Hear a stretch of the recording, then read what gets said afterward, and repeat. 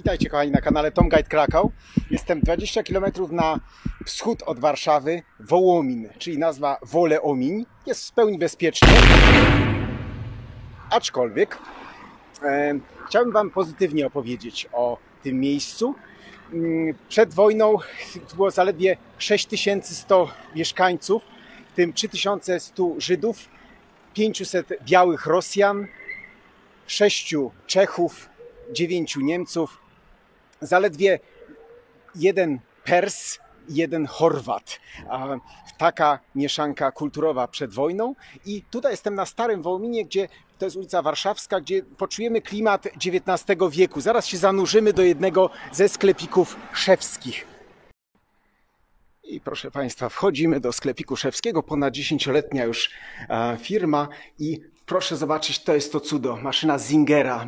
Słynny Beszewicz Singer pochodził tutaj z Radzymina pobliskiego, ten słynny pisarz. Natomiast tu mamy oryginalną maszynę Zingera. Zobaczmy logo w ciągłym użyciu.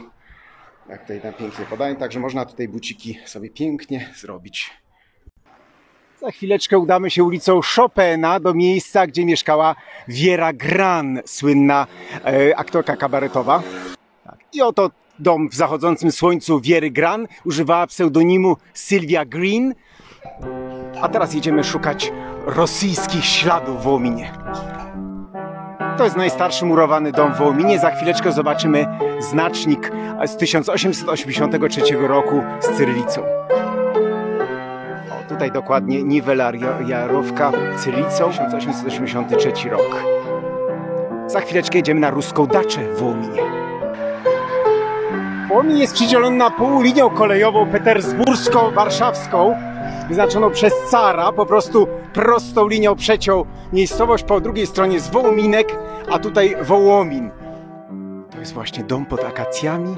Obecnie trwa remont, więc nie mogę się zbliżyć już do tego bardzo ciekawego budynku. Przedwojenny Wołomin to także stolarka, jak również i huta szkła. Tu niedaleko zdarzył się cud nad Wisłą. Hordy bolszewickie zostały przegnane przez wojska Piłsudskiego. W tym roku obchodzimy stulecie. Wyobraźcie sobie, że sprytni chłopcy siadali na szczytach kominów i informowali o pozycji wojsk bolszewickich. Obecne miasteczko Wołomin liczy ponad 36 tysięcy mieszkańców. Przed wojną ponad 50% mieszkańców stanowili Żydzi. Jestem na skwerze Narodowych Sił Zbrojnych i zobaczmy, dawna brama do getta. Getto było usytuowane troszkę na obrzeżu miasteczka jak zwykle i obok tego skweru jest gaj, no nie oliwny, widzę tu brzuski zasadzone, gaj upamiętniający Żydów wołomińskich. Na obelisku jest napisane, że właśnie ponad 3000 zostało znieżdżonych w getcie już w grudniu 1939 roku. Getto istniało 2 lata, po czym po 2 latach Żydzi przewiezieni do getta warszawskiego i tam zakończył się ich los, powstanie w getcie żydowskim w 1943 roku, reszta przewieziona do Treblinki. Ta linia kolejowa w tle to również linia Warszawa-Treblinka. Niestety nie zachowała się ani jedna synagoga, ani cmentarz na terenie Wołomina, ale tu oto w tej fabryczce, proszę zobaczyć, Polakom, którzy ratowali żydowskich sąsiadów przed eksterminacją niemiecką 1939-45. I zobaczmy, jakaż wspaniała kompozycja, Polska walcząca, znak Gwiazda Dawida.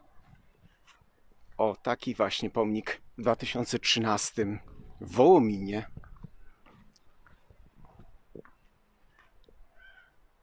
Stadion i klub sportowy Huragan Wołomin znajduje się na terenie byłego getta. To tu była ostateczna likwidacja 600 Żydów zabitych na stadionie. I mijamy figurę, która cudownie ocalała ze zrujnowanej Warszawy, figurę Matki Boskiej. I zmierzamy w kierunku dawnego Judenrat, czyli Rady Żydowskiej na terenie getta. Dom nad Łąkami. To cały czas teren dawnego getta wołomińskiego, obecnie plac zabaw.